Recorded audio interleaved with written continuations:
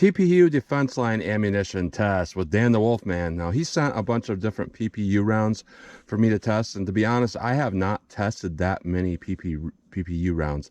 They are a European ammo. I believe they're Serbian. And what he sent was some 9mm 357 Magnum and 45 ACP.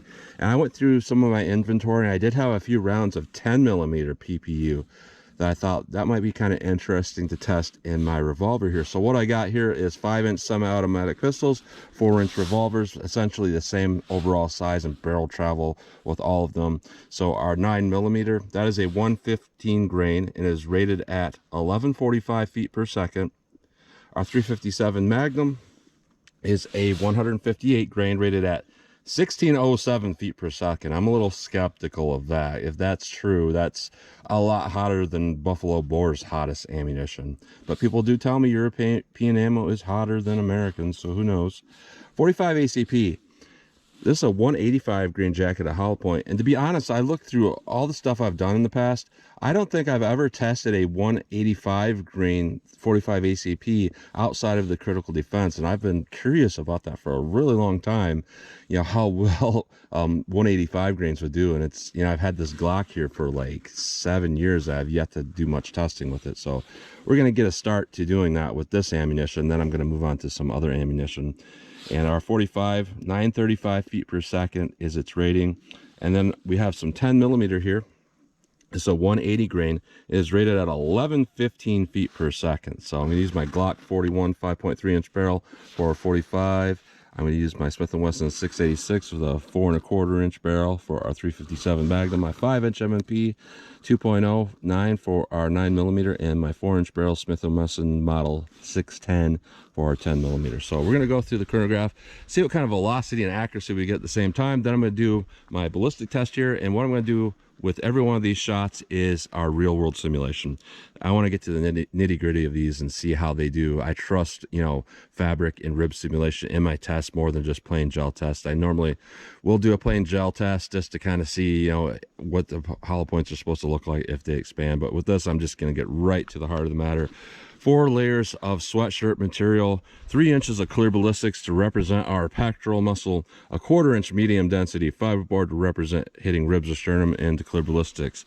We'll see how all these different cartridges compare, and then I will shoot at the steel target to see what kind of practical accuracy I can get with these. So let's get started with this test. All right, first up we have our 9mm. We are rated at 1145 feet per second. I don't know what barrel length that PPU uses for any of this ammunition. Typically, American companies use 4-inch barrels to rate 9mm and 357 Magnum, and 5-inch barrels to rate 45 ACP and 10mm. So let's see how close we get to 1145 feet per second here with our 9mm. About 5 yards from that target.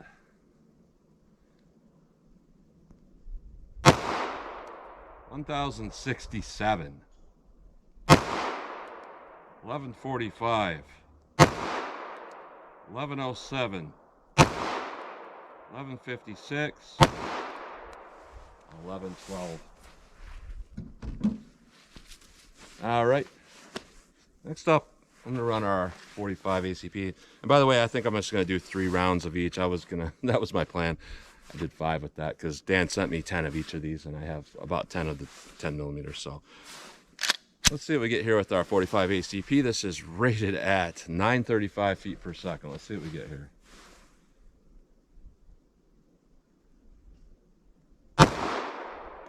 $925, 933, 969. Well, at least that one's pretty consistent. Next up, we have our 357 Magnum, rated at 1607 for a 158 grain. I better hold on tight to this. I don't think I'm going to get that, honestly. I don't think it's even going to be close, but let's see what we get here. See how close we get to 1607 feet per second.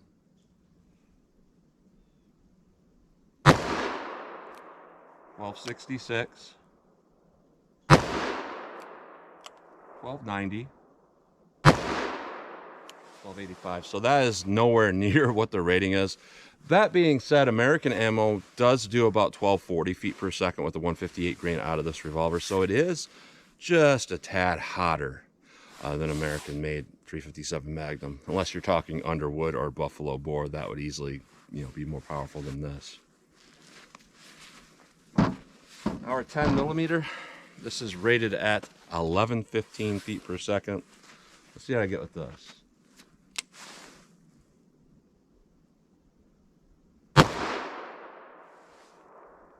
$880.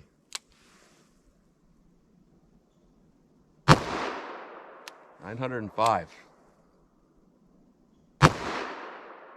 829. And no, this is not 40 Smith & Wesson. PPU 10 millimeter auto. Let's hit our ballistics gel block, see how these all compare. Alright, so I'm going to compare our 9 millimeter and 45 ACP, then go up, take a look, and then we'll do the revolver round. So 9 millimeter, real world simulation.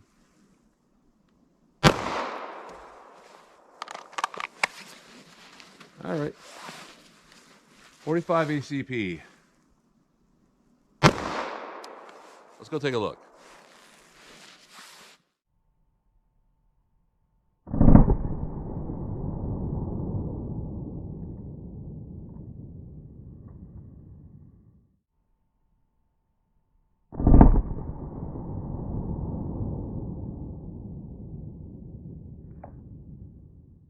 Alright, so our penetration's fine. We have okay energy dump with the 9 millimeter going into this gel. And we do got some expansion with that 9 millimeter. We went to 13.5 inches, so that's honestly not too bad for what it is. I mean, it performed okay for a 9 millimeter. Our 45 ACP, even though it's a 185 grain through a 5.3 inch barrel, we have absolutely no expansion with that. Penetration of 19.5 inches, so that's pretty disappointing. Let's put let's move on and try the revolver cartridges now. All right, 357 Magnum, decent velocity for what it is. So if the hollow point design is good, we should get good performance, but I don't know if the hollow point design is good. So 357 Magnum. All right, let me set that back up and move quite a bit and hit it with the 10 millimeter. All right, 10 millimeter auto. Let's see what this does. Let's go take a look.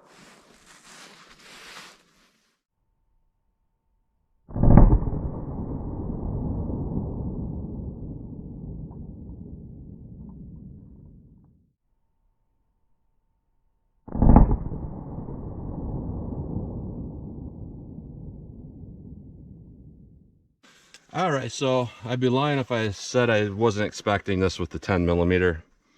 I was expecting better with the 357 though, because stuff like Federal, Winchester, stuff like that, you'll generally stop in this first block. You have somewhere around 17, 18, maybe about 19 inches at the end of this first block. The 357 PPU, I should say. I don't know why it penetrated so far, but we went to 24 3/4 inches of penetration. Definitely over penetration. And with power levels like this, it's going to pass through a typical attacker. If you got that kind of penetration with a really weak round and there was no rib simulation in there, you know, it could be questionable if it would actually do that in the real world. But when you put those ribs on there, that rib simulation, that makes a big difference. The reason why I never do back ribs is because most rounds would pretty much stop on it, and we wouldn't learn a whole lot about the little different differences between each round. But definitely over penetration. In our 10 millimeter as well, a 180 grain, that would easily pass through an attacker. We were at 29.5 inches of penetration. So out of all these rounds, I could say at least with a 5-inch barrel, if you, let's say you had a Beretta 92 or one of these M&Ps or something like that, 9 millimeter would do okay. But everything else, not so good. Our 45 also didn't over penetrate, but you know, we should see huge expansion with that, and we did not see that. So that's concerning. And with the other two, just absolutely over penetrating. The only thing good I can say here is I think our 357 Magnum would make a pretty good hunting round at its power level and its, you know, lack of good expansion.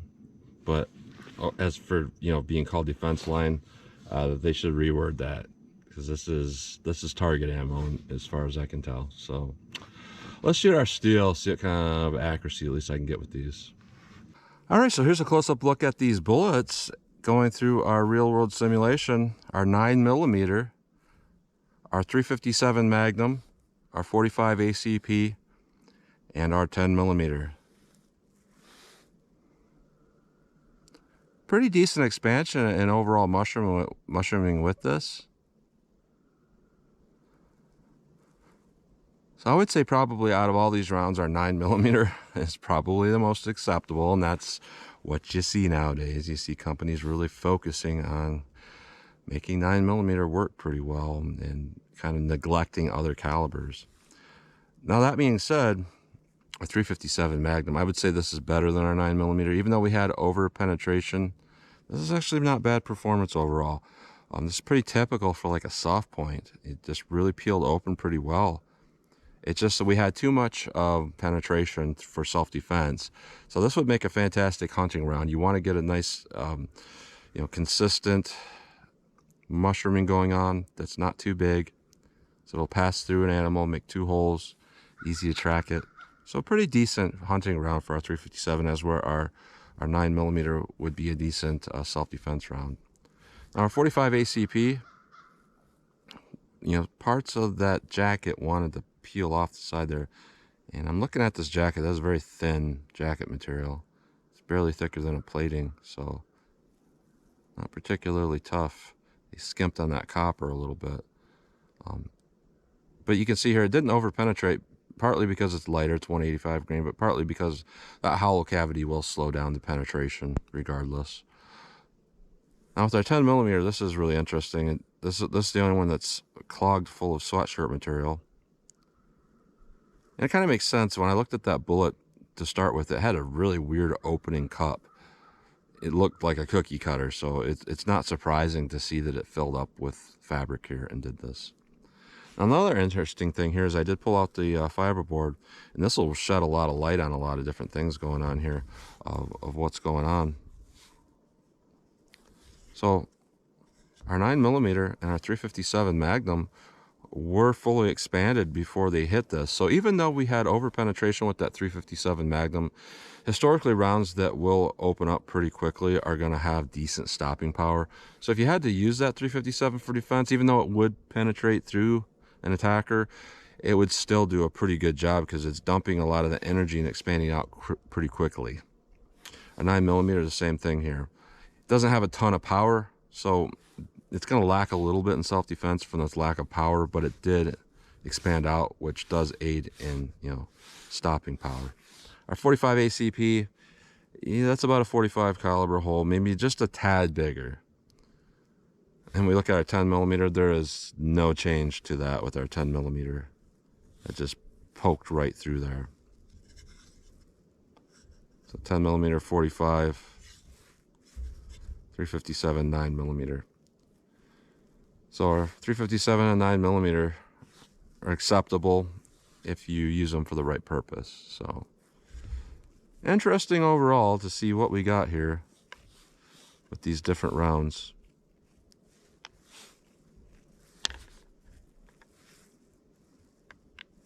So that's a close-up look at those bullets. All right, 75 yards from the target. I'm actually back this far because I don't care anymore. I'm not going to recommend this ammunition. So I'm not going to be up close, firing it fast, telling you, you know, which one has better felt recoil. Because all of these are just not something I would recommend. So why not just come back, plink these, you know, target hollow points can be pretty accurate.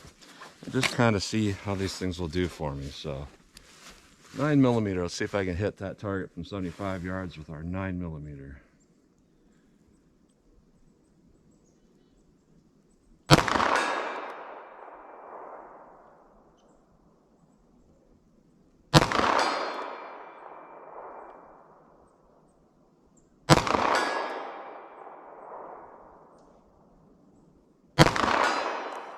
All right, not too bad.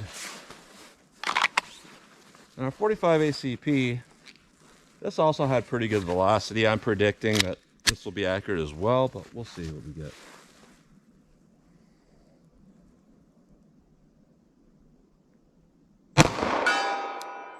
Hits that steel a lot harder.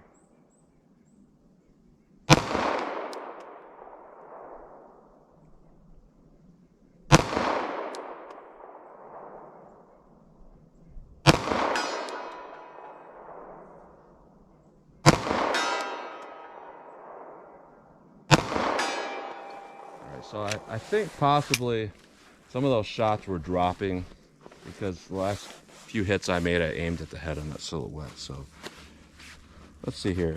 10 millimeter, let's just get this out of the way. I have a few rounds of these left. These things are kind of a joke here. It's gonna take a while for these to reach the target, but let's see what we get.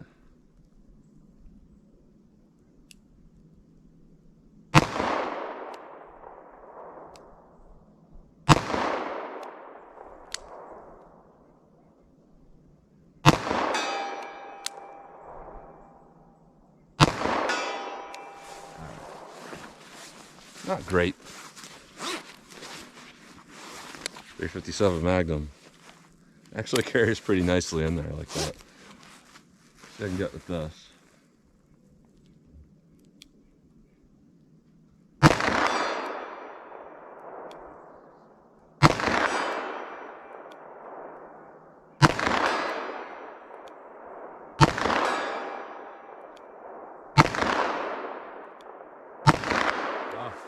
That was me on those last two shots, honestly. I felt myself kind of jerked out a little bit to the left.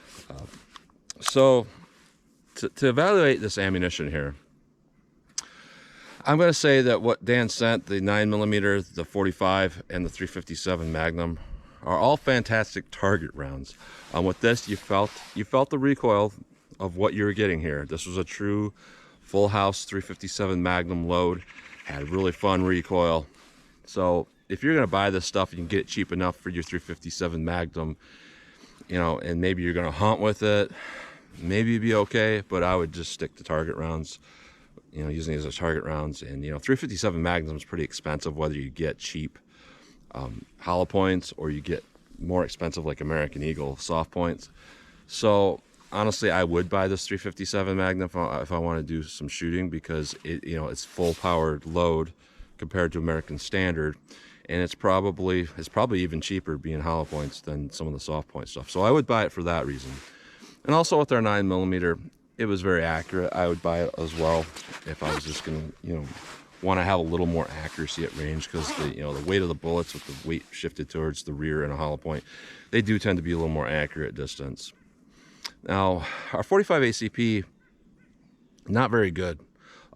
We had good velocity and decent accuracy, but our terminal ballistics, you know, no expansion at all with a 185 grain bullet. That doesn't make any sense at all. So it might be kind of accurate target ammo. Recoil was about like a 9mm. It's kind of fun to shoot, but definitely there's nothing really good about that. And you could get, you'd be better off getting 230 grain ball ammo if you were desperate for, you know, self-defense rounds versus this stuff, to be honest. Now our 10mm, I don't even know what to say about that. You know, and I know what people are going to say. I've been to this rodeo 800 times. Oh, your gun, you lost all your velocity out that cylinder gap. You would get this and this and that in a 5-inch barrel. No, I tested this several years back in my 5.3-inch Glock with the conversion barrel. I got in the range of 900 feet per second. And we did lose 50 feet per second through the cylinder gap with this particular ammo, which brought it down to just extremely unacceptable velocities. So, you know, typical 10mm ammo and this revolver gives a velocity of about what a Glock 20 gives. There's been plenty of rounds that I've tested actually got rated velocity through a 4-inch semi-auto through this 4-inch revolver, and I don't think it's quality control of that lot of ammo. I've seen this time and time again with European ammo. That's why it gets so irritating when people tell me, you need to test European, it's more powerful than American. And every time I do it, either it's the same or it's even worse. And it's just over and over again, I keep doing this. But and here's the thing here. A test like this, I've been through this as well. There are a lot of people that actually look at tests like this, and when the ammo doesn't perform, they rate my video thumbs down. You know, my typical videos, let's say I get 1,000 likes. I might get 1 or 2 thumbs down in that because people appreciate the testing. A lot of times when I test ammo like this and the ammo does bad, people assume I did something wrong, and then they rate the video down really poorly. But, you know, there should be a thumbs up because we need to see this stuff. If you're serious about defending yourself, you need to see this. You need to not pick this ammo and go with something that tests a lot better. So, interesting tests overall, and thank you to Dan the Wolfman for sending this stuff. Didn't perform particularly well, but it is something that we definitely needed to see. And PMC as a whole is something, or PPU I should say, I keep calling it PMC. PPU as a whole is something that you know, it is something I have not tested a lot and needed to be tested so that we would see what we get. I assumed that we would get what we got, but it's good to confirm that. So that's what you get today. And again, thank you to Dan the Wolfman. So as always, comment, share, and like, and thanks for watching.